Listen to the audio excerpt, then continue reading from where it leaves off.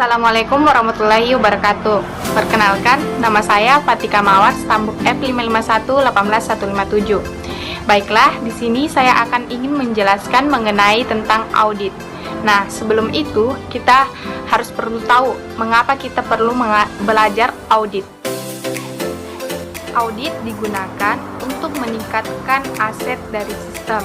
Yang kedua, audit digunakan untuk meningkatkan integritas dari data itu sendiri. Lalu, audit digunakan untuk meningkatkan efektivitas dari sistem.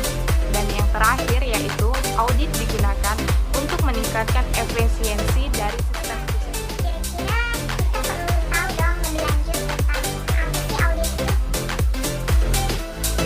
Jadi, pengertian dari audit itu sendiri merupakan sebuah proses yang digunakan untuk sebuah proses pengumpulan dan pengerahasiaan bukti-bukti yang digunakan untuk memelihara integritas data dan digunakan untuk mendorong pencapaian suatu organisasi, tujuan organisasi untuk memperoleh aktivitas dan penggunaan sumber daya yang efisien.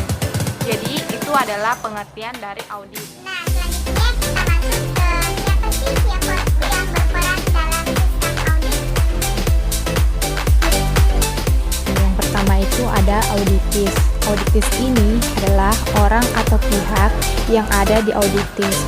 Auditis ini contohnya adalah manajemen, ada IT manager, ada user spesialis, dan ada user. Selanjutnya ada auditor.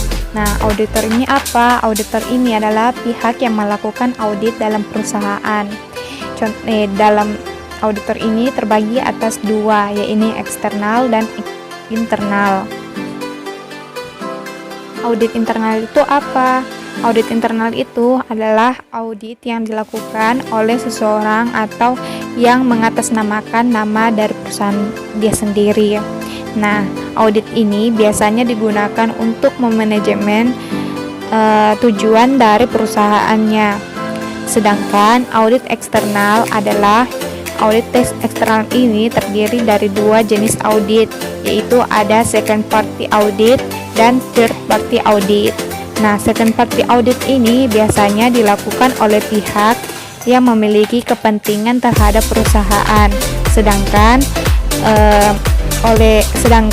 third party audit ini biasanya dilakukan oleh pihak independen dari luar perusahaan.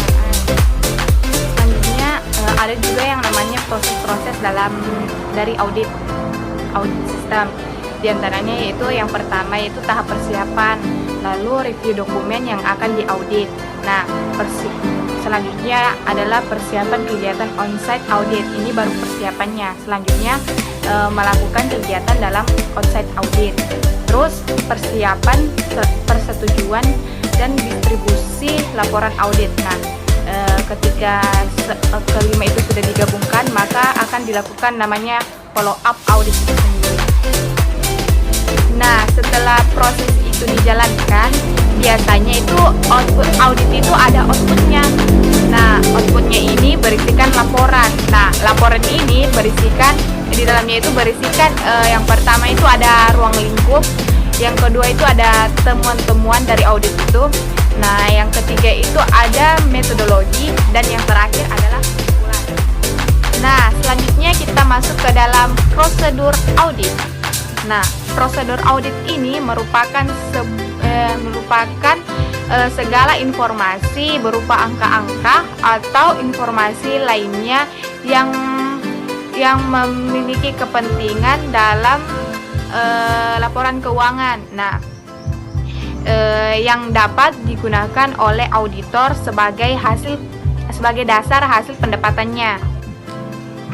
Terus, apakah langkah-langkah dari penggunaan dalam prosedur? Nah, berikut ini adalah penjelasannya. Nah, yang pertama itu ada daftar orang yang akan diwawancara. Nah, yang kedua pertanyaan wawancara. Lalu yang ketiga yaitu dokumentasi yang akan dimintai saat wawancara, dan keempat perangkat atau audit yang digunakan. Nah, yang kelima itu tingkat sampling dan metodologi yang dipakai, dan yang keenam yaitu bagaimana dan di mana persiapan bukti dan evaluasi bukti. Mungkin hanya itu yang saya sampaikan. Sekian dari saya.